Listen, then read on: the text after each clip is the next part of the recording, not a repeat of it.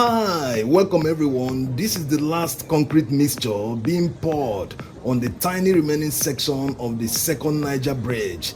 This means that the two ends of the bridge have finally been linked, but it's not ready to accept traffic yet. They will still need to install the side railings on the bridge.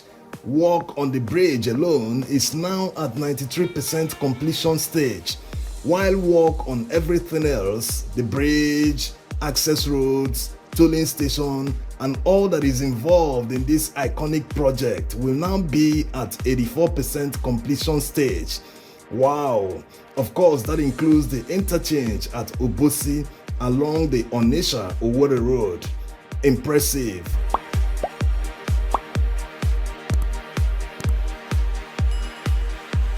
The construction of the second Niger Bridge has been in the works for a very long time, but finally it's become a reality, and vehicular traffic will soon be crossing the bridge later this year. Let's see the specs of this bridge that connects the Delta State capital, Asaba, to Onitsha, Anambra's commercial capital. The second Niger Bridge is 1.6 kilometers in length, and as you can see, it is triple carriage with access roads that spans more than 10 kilometers. The access roads are also triple carriageway.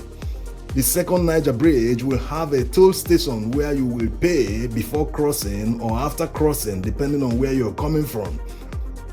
More on the toll station after. The access road on Anambra side terminates in Obosi along Onitsha Owerri Road, where an interchange is currently under construction. Funding for the second Niger Bridge is from the federal government's Presidential Infrastructure Development Fund, which was set up in 2018 and managed by the Nigeria Sovereign Investment Authority. The fund is also used to fund other projects like Abuja-Kaduna-Kano Expressway and the Lagos-Ibadan Expressway. The second Niger Bridge has an initial cost of 206 billion naira.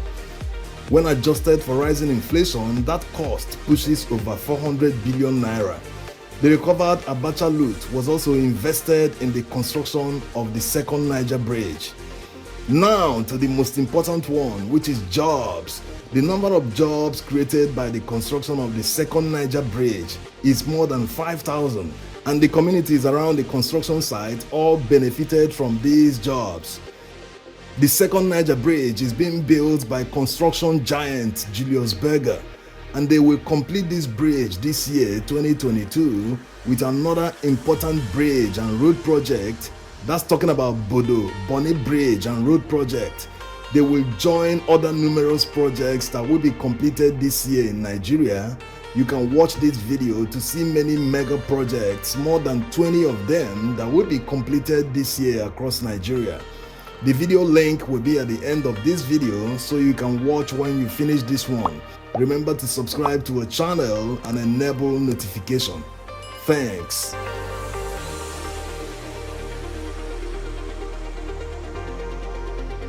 The second Niger Bridge has come a long way. Construction started in 2018 and it has been going on since then and will definitely be completed this year.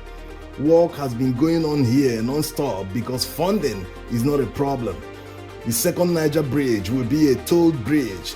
Of course, a lot of people have been asking, why should the second Niger Bridge, which is being built by the federal government, be tolled? First of all, everyone wants the Nigeria infrastructure deficit to improve drastically, and getting that improvement requires a lot of financial muscle. You need a lot of money. Secondly, the first Niger Bridge is still standing and will not be demolished when the second Niger Bridge opens. What it means is that anyone not willing to pay a fee to cross the bridge can still make use of the old bridge.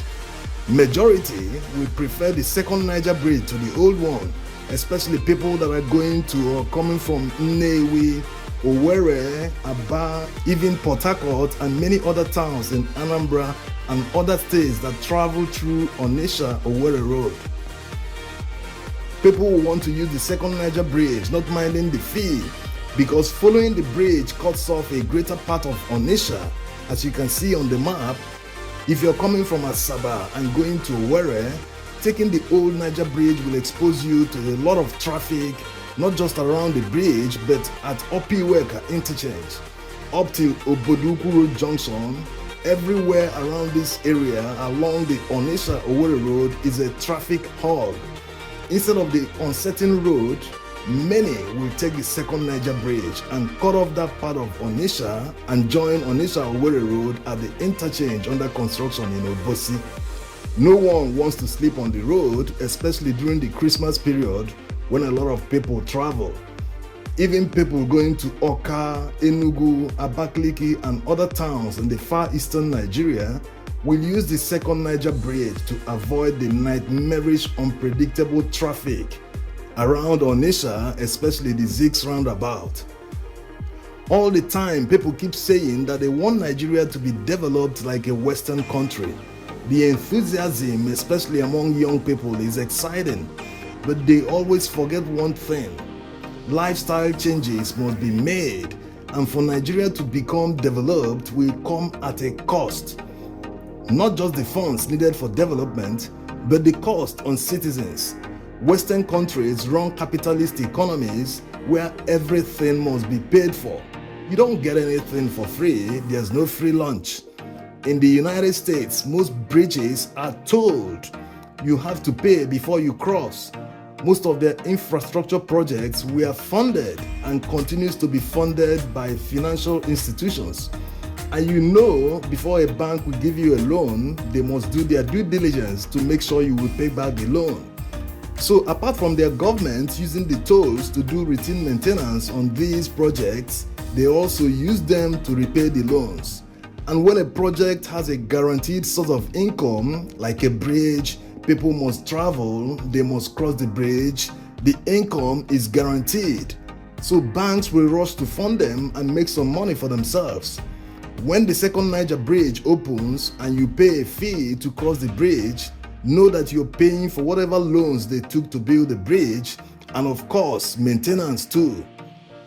Projects are useless without maintenance because citizens won't get their money's worth if the project deteriorates quickly. Lack of maintenance has been a problem. When infrastructural projects are constructed with billions of naira, and after a few years, or in some cases few months, you see the level of decay around the project sites. A good example is the multi-billion-dollar new railway lines. The railway lines have become dump sites. No one is taking action. Neither the Nigerian Railway Corporation nor the Lagos State government are doing anything about it. Even citizens living near the railway lines have converted them to dump sites. A stitch in time saves 9. It calls for urgent action.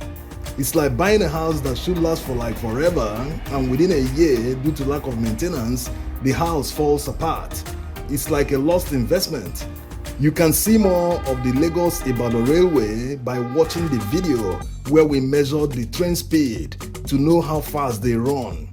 All video links are in the video description. Also, this is the time to subscribe to our channel if you haven't and enable notification.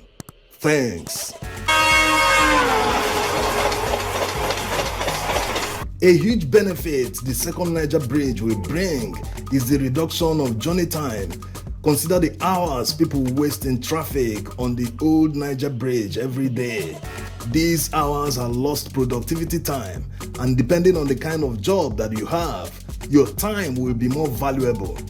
You will definitely jump at the opportunity to pay a fee to get on with your journey instead of spending endless hours in traffic.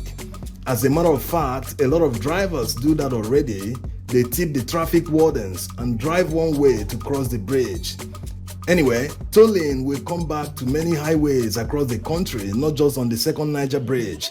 That's the government's plan. They plan to concession many highways to private companies or the construction companies that build them, so they can use the money collected to do constant maintenance on the highways. And of course, it's a way for the government to earn some money. This makes a lot of sense because some roads are left in dilapidation for a long time before they receive funding for complete reconstruction. If maintenance was constant, the highways wouldn't degrade to a level that the asphalt will need to be scraped off and rebuilt. Tolling on the highways will also reduce the burden on the federal government. Instead of rebuilding a road every few years, it's better they channel the funds to other projects. They better make sure the concession agreement will guarantee well-paved roads. They don't expect people to pay tolls on bumpy pothole-filled roads. Let the concession agreement not be like the discos that was done a few years ago after the privatization of NEPA. The agreement favors the discos to the detriment of consumers. When the second Niger Bridge opens to traffic in 2022, it will join Lekki-Ikoyi Link Bridge as one of the tolled bridges in Nigeria.